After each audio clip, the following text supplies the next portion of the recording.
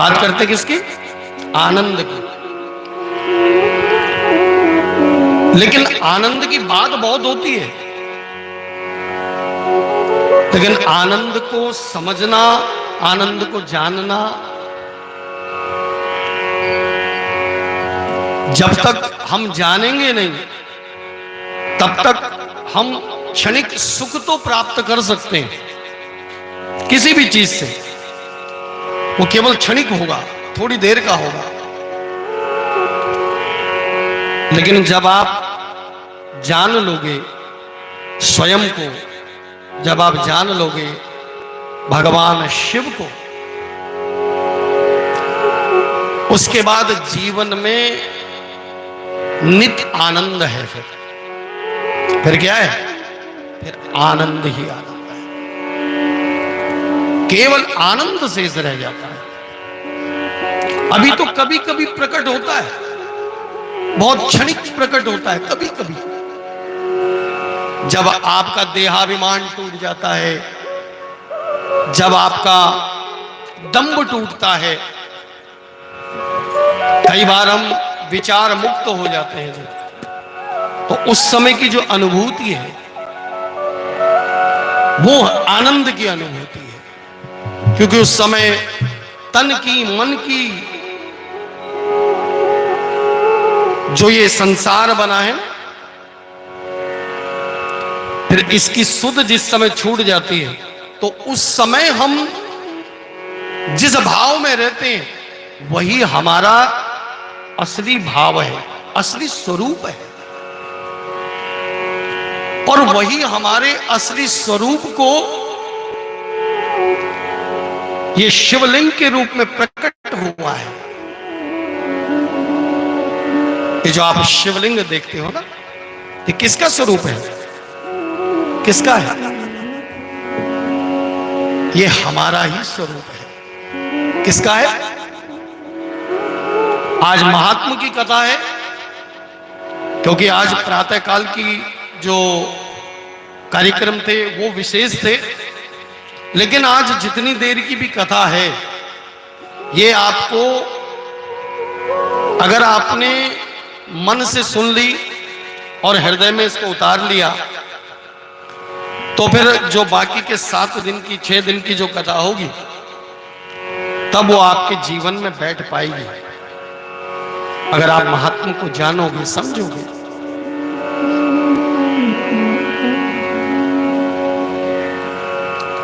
क्योंकि बहुत सारे ऐसे संशय हम लोगों के अभी अंदर विद्यमान हैं, जो हमें सत्य नजर आते हैं, लेकिन वास्तविकता कुछ और है, सत्य कुछ और है। तो श्री शिव महापुराण के माध्यम से जानने का प्रयास करेंगे। परिचय की आवश्यकता है नहीं, क्योंकि आप हमें और मैं आपको जाना हुआ हूं। पिछली 2 कथाओं से हम आप लोगों ने जाना है कि मेरे भाव क्या है और आप लोगों के भाव कैसे हैं।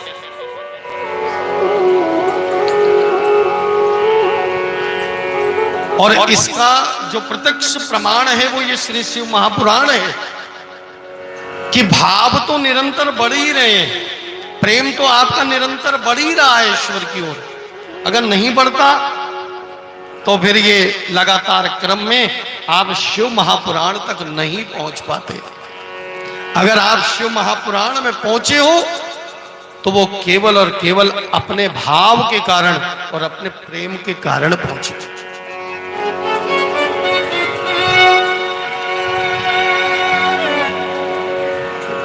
आप लोगों को विदित है, हम लोग उत्तराखंड से हैं। कहां से? उत्तराखंड, नैनीताल से हम लोग हैं। तो हमारे उत्तराखंड में तो केवल 2 ही देवता को मानते हैं।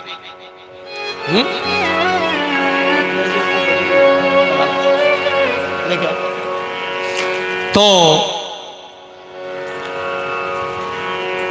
हम लोग केवल 2 वहां चलते हैं, एक भगवान शंकर, और क्योंकि हमारे उधर ही विराजमान है बाबा केदारनाथ, बोलिए केदारनाथ महाराज की जय। और दूसरा हम लोग मानते हैं शक्ति को। तो हमारे उत्तराखंड में शिव और शक्ति का ही आराधन है। वहां आपको हर छोटे छोटे पर्वत श्रृंखलाओं में और छोटे छोटे, उनको हमारे वहां डाना बोलते हैं, छोटे छोटे जो छोटे पर्वत होते हैं उनको डाना बोलते हैं, डाना। तो वहां छोटे छोटे जो पर्वत श्रृंखलाएं हैं उनमें कहीं भगवान शंकर विराजमान हैं, कहीं शक्ति विराजमान है। आप लोग गए होंगे उत्तराखंड के 4 धाम दर्शन, किस किसने किए? कौन कौन गया बद्रीनाथ केदारनाथ? काफी लोग गए हैं। तो आइए वहीं से हम भगवान केदारनाथ को लेकर इस शिव महापुराण में आह्वान करते हैं और यहीं से आरंभ करते हैं शिव महापुराण का। तो एक अपनी भाई जो जहां का है उसको अपनी वहां की भाषा से थोड़ा प्रेम रहता ही है, बोली से प्रेम रहता ही है। तो एक भजन आप लोगों के सामने पहले हम बद्री केदार का आवाहन करेंगे उसमें, और वहीं से फिर शिव महापुराण की ओर, महात्मा की ओर चलते हैं। बोलिए बद्रीनाथ धाम की जय। बोलिए केदारनाथ महाराज की जय। आप लोग साथ साथ में गाना समझने का प्रयास करना। यदि कोई शब्द नहीं समझ में आए तो फिर कल पूछ लेना, ठीक है? मीठी मीठी कर सेवा के साथ। जय जय हो बद्रीनाथ, जय जय हो बद्रीनाथ, हो जय काशी केदारा, जय जय हिमाला, हो जय काशी केदारा, जय जय हिमाला। देवतों के जन्म भूमि, हो देवतों की जन्म भूमि, देवतों की जन्म भूमि, जो जब तुमको हिमाला, जय जय हिमाला, हो जय काशी केदारा, जय जय हिमाला। जय जय हो बद्रीनाथ, जय जय हो बद्रीनाथ, हो जय काशी केदारा, जय जय हिमाला, हो जय काशी केदारा, जय जय हिमाला। जरा उठा के दोनों हाथ बोलिए बद्रीनाथ महाराज की, बोलिए केदारनाथ धाम की।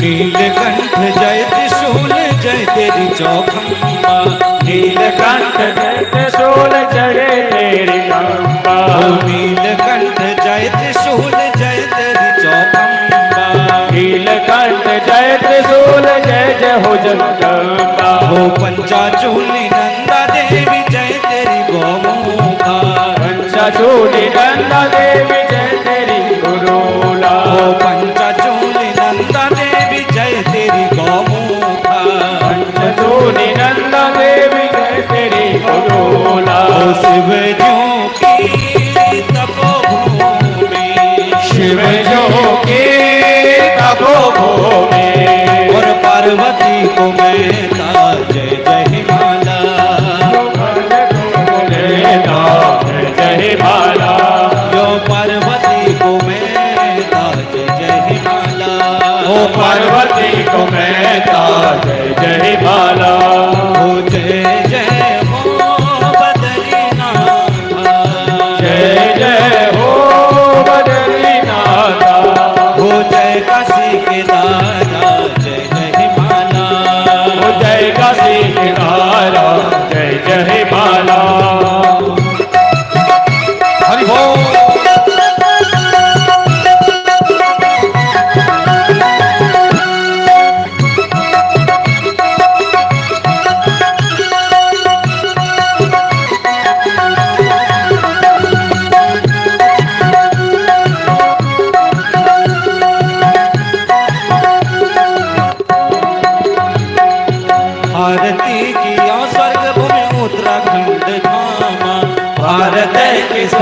भूमि उत्तराखंड धामा।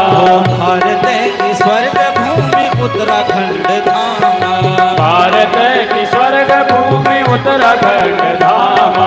ढूंग माटी में राम श्याम डलबोटी भगवाना। फूलबटी में राम श्याम डलबोटी भगवाना। जागना था भागना था। जागना था भागना था। वो तोड़गिरी माता जय जय माला। हरे माला जय जय माला। हो जय जय हो बद्रीनाथ।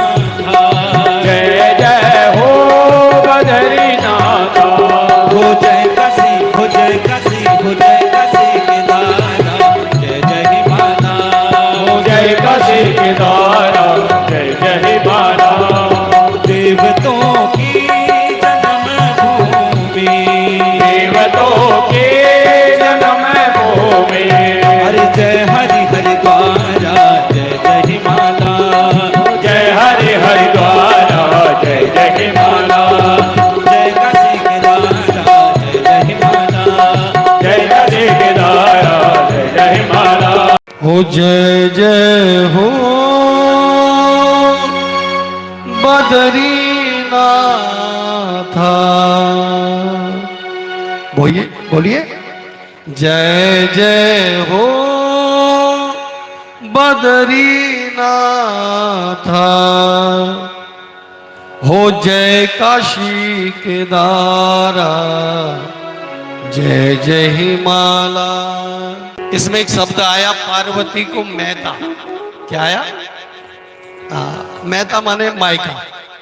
मैता माने पार्वती को मैता जय जय हिमाला। मैता माने मायका। पार्वती का मायका है। सुनोगे आप कथा में। सती माता जब थी तो वो किसकी पुत्री?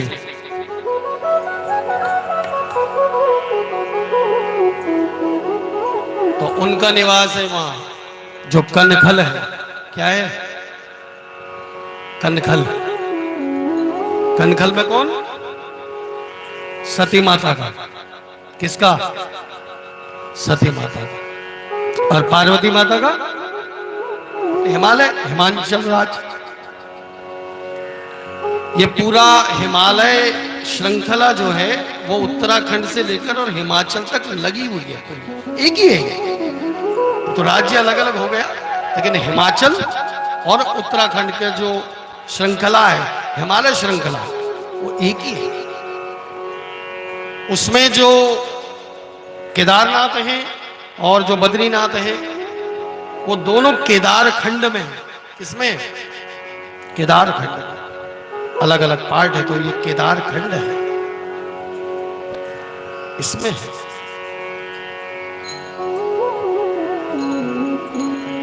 तो पार्वती का मायका है, सती जी का मायका है। तो जब आप उत्तराखंड में स्नान करने जाते हो, कहां जाते हो? बोलो। हाँ जी। अच्छा बताओ, हरिद्वार या हरिद्वार? बोलो। हाँ जी। हरिद्वार या हरिद्वार? बोलो।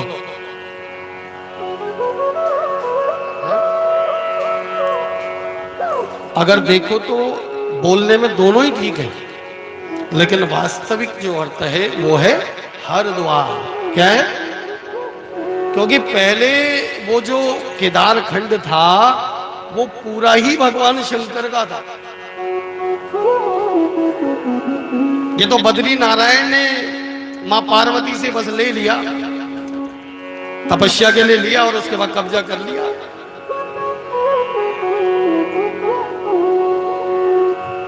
तो ये क्या है? क्या नाम है? हरिद्वार। ये पहली सीढ़ी है। किसकी? केदारनाथ को जाने की जो पहली सीढ़ी है वो क्या है? बोलो। और कलिकाल का जो प्रधान तीर्थ है वो हरिद्वार ही है। अलग अलग युगों में अलग अलग प्रधान तीर्थ होते हैं। तो कलयुग का प्रधान तीर्थ कौन है? बोलिए, जोर से बोलिए। हाँ, हरिद्वार।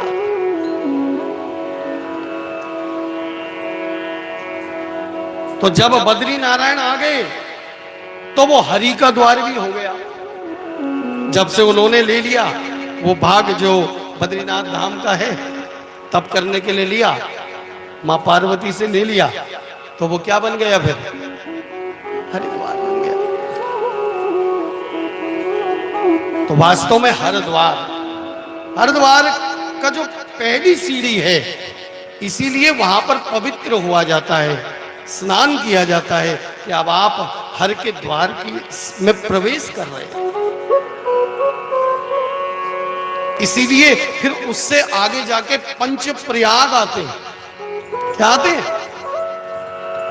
हाँ, एक तो प्रयागराज है, लेकिन हरिद्वार से ऊपर, फिर ऋषिकेश से ऊपर जाओगे तो फिर पंच प्रयाग आएगा।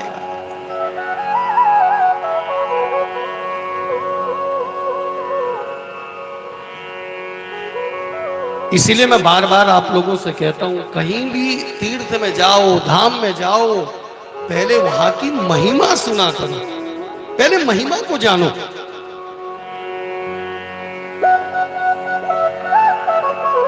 देखो, मन से किसी चीज को मान लेना, मन से किसी भी चीज को मान लेना, ये अधूरी बात है।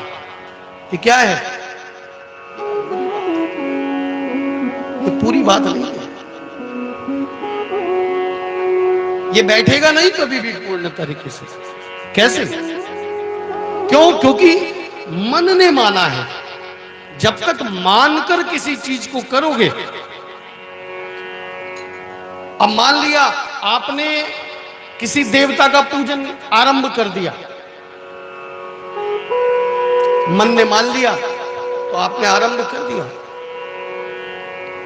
अब किसी 5 लोगों ने आपको आकर बता दिया कि नहीं, ये देवता से अधिक जो है उन देवता का आप पूजन करो, तो वो जल्दी रिजल्ट दे देगा। अब आपका मन क्या होगा? बदल जाए। तो ये बात पूरी नहीं हुई ना, अधूरी हुई। क्यों? क्योंकि आपने माना था। मानी हुई बात अधूरी है, वो 5 लोगों के कहने में बदल जाएगी। फिर 2-4 महीने के बाद, 2-4 महीने तो, फिर 2-4 महीने के बाद, 2-4 महीने तो जो अच्छी तरह कथा श्रवण करते हैं उनके रहती है, और 2-4 महीने के बाद फिर वो, तो क्यों? क्योंकि माना किसने था? क्योंकि मन ने माना। क्योंकि जितनी देर आप सत्संग में बैठे थे, उतनी देर हुआ क्या कि आपके जो पूरे 23 घंटे 24 घंटे जो विचार चलते थे, उन विचारों ने बदलना आरंभ कर दिया। जब आपने एक कथा सुनी, दूसरी कथा सुनी, तीसरी कथा सुनी, चौथी कथा सुनी, उसके प्रमाण के रूप में, और जहां आपने 5 कथाएं सुन ली, आपको आपके मन ने मान लिया, हाँ ये सही है, तो बात ठीक है। लेकिन वो बहुत दिन तक टिकने वाला है नहीं टिकेगा बहुत दिन तक। इसलिए मन से हम लोगों का जो भगवान के प्रति जो श्रद्धा है, भगवान के प्रति जो भाव है, वो भी क्या है? मन से। अभी इसीलिए रुकता नहीं, इसीलिए भटकता है। हम कहकर चले गए, 2-4 बात आपने पकड़ ली, फिर किसी और ने कुछ और कह दिया, आपने वो पकड़ ली, फिर किसी और ने कुछ कहा तो आपने वो पकड़ लिया। तो शिव महापुराण कहते हैं कि मन से मान लेना क्या है? अधूरी बात। क्योंकि मन से माना है तो छोड़ दो। इसलिए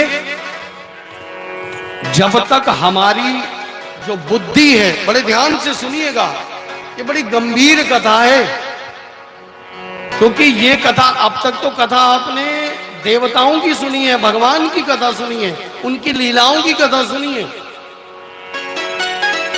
तो इस बार आप कथा श्रवण कर रहे हो गुरु की। किसकी? गुरु की कथा सुन रहे हो।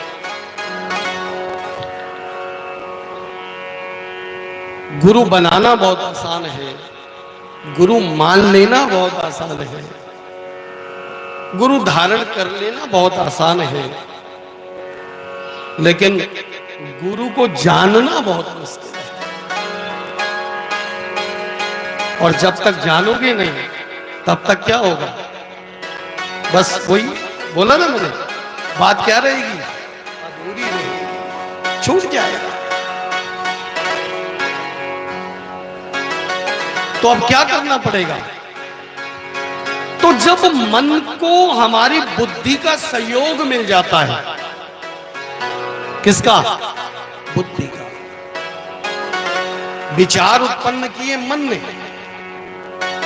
मन ने क्या किए? विचार उत्पन्न किए। उन विचारों को जब स्थिर बुद्धि मिल गई, यदि उन विचारों को, जो श्रेष्ठ विचार था, उसको कहीं स्थिर बुद्धि मिल गई, तो फिर वो जो बात होगी वो क्या होगी? वो स्थिर होगी, वो छूटेगी नहीं फिर। तो इसलिए मन के साथ जब तक हमारी बुद्धि स्थिर नहीं होगी, तब तक बात पूरी होगी नहीं, तब तक सत्संग पूरा है नहीं, तब तक सत्संग पूरा नहीं है। इसीलिए कहा था, सुनी समुझई जन मुदित मन, मज्जहि अति अनुराग।